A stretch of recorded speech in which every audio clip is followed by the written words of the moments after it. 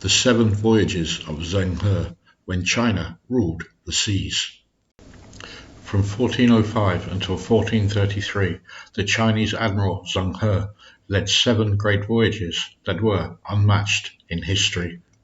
His so-called treasure fleet sailed the seas to Southeast Asia and across the ocean to India, eventually onto Arabia and then East Africa. Zheng He commanded a flotilla of more than 300 vessels, containing a total of 28,000 men, including 60 enormous nine-masted treasure ships, enormous vessels never seen previously on the seas. Zheng He was born in the year 1371 in the town of Kunyang in Yunnan province, in what is today the southwest of China.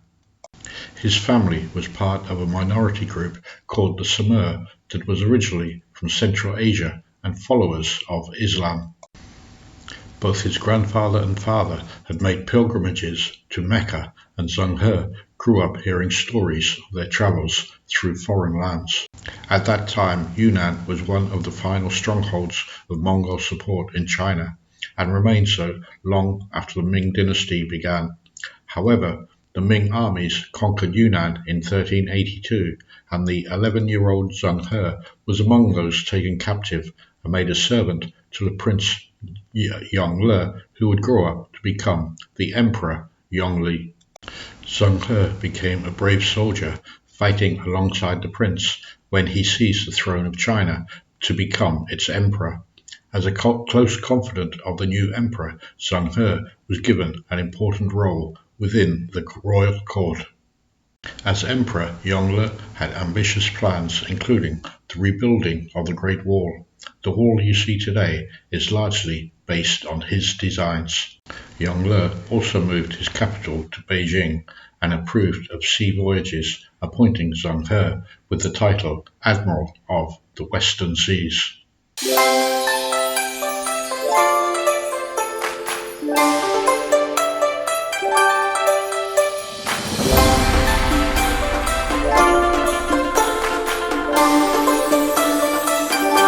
The first voyage. On the 11th of July 1405, the Chinese fleet, under the command of Zheng He, set out on the maiden voyage of the treasure fleet. This colossal armada consisted of 317 ships. 62 of those were the enormous treasure ships known as Baochuan. The first stop on the voyage was the port of Champa in present-day Vietnam, an area full of Chinese traders after a successful conquest by the army of the Ming dynasty. From there, the fleet of around 28,000 men proceeded further south and then west to Siam, known today as Thailand, and also onto Java and Malacca on the southern tip of the Malay Peninsula. The local ruler in Malacca was hospitable to the Ming dynasty, and the port became the main base for the armada in the region. Over the next few decades, the port was a regular stop-off point for storing supplies, as well as stocking up for later voyages. On leaving Malacca, the voyage continued westwards, crossing the Indian Ocean with stops in present-day Sri Lanka and the Indian city of Calicut. The sight of such a large fleet arriving must have been daunting to the local population, but the local rulers were gracious in welcoming the unexpected arrival. Gifts were exchanged, ambassadors and envoys were sent aboard to make the return trip to China. On that return trip, heavily laden with gifts for the Chinese emperor, the fleet confronted a notorious pirate named Chen Zuyi in the Strait of Malacca. The pirate armada was destroyed by Zheng He's vastly superior army. The leader of the pirates was captured and returned to China for his execution. The second and third voyages.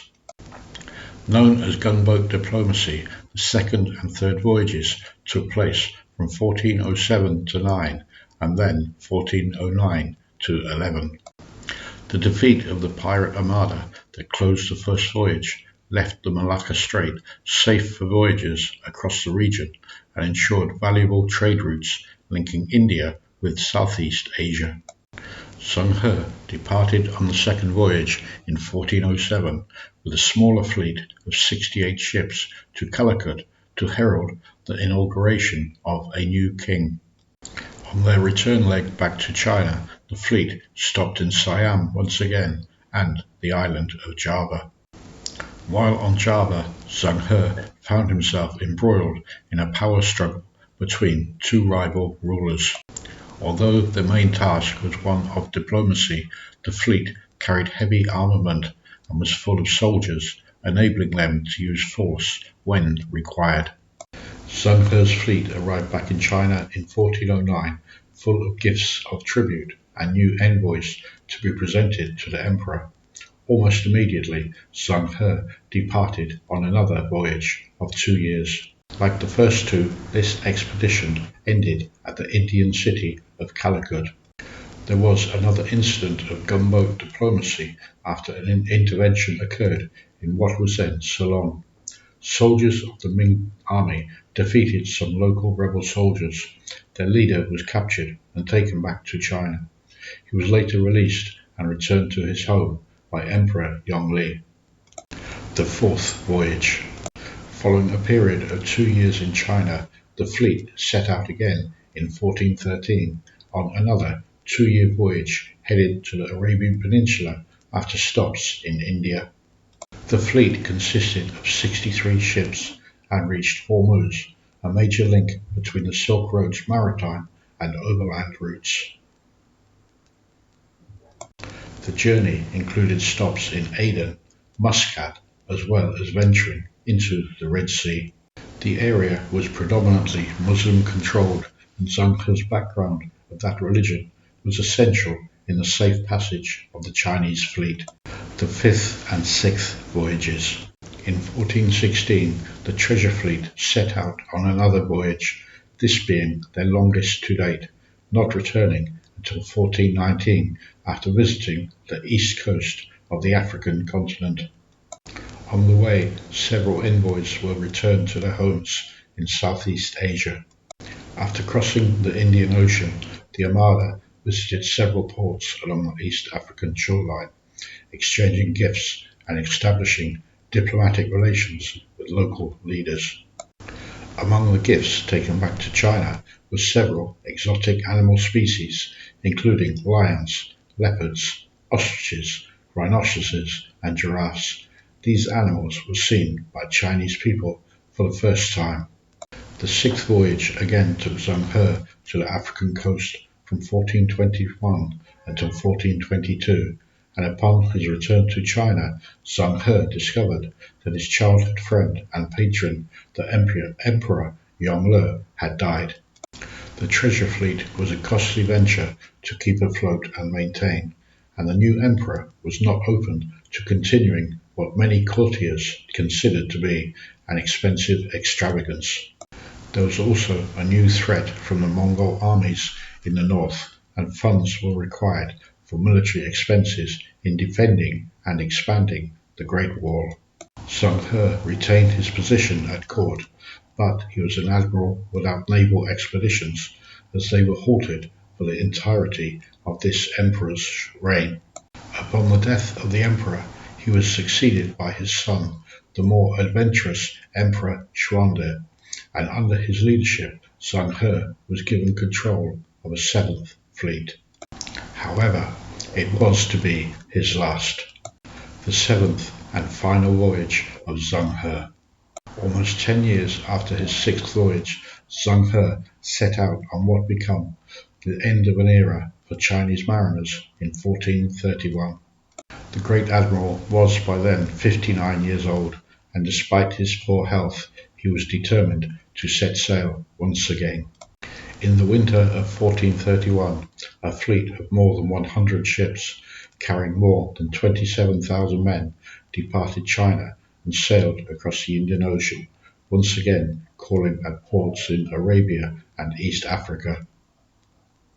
The main reason for the journey was to return foreign envoys to their homes.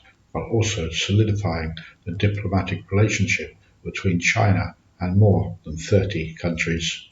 On the return trip to China in 1433, Zheng He died and was buried at sea. The death of this great admiral and seafarer reflected on the fate of the treasure fleet. Faced with a continual threat from Mongols in the north and surrounded by powerful courtiers who had no love for these wasteful adventures, the emperor ended the naval expeditions. The treasure fleet was dismantled and the Confucian courtiers sought to erase the memory of Zheng He from Chinese history. China was beginning a new chapter by closing itself off to the outside world. Just a few decades later, Europeans began their voyages of discovery. They then dominated the high seas, which eventually led to the arrival of European sailors into China. That is all for this video. If you have enjoyed watching and it has shown you a little detail of life here in China, then your subscribing to my channel would mean a lot to me. Thank you for watching. Make sure you click on the link to the next video, and until the next time, goodbye for now.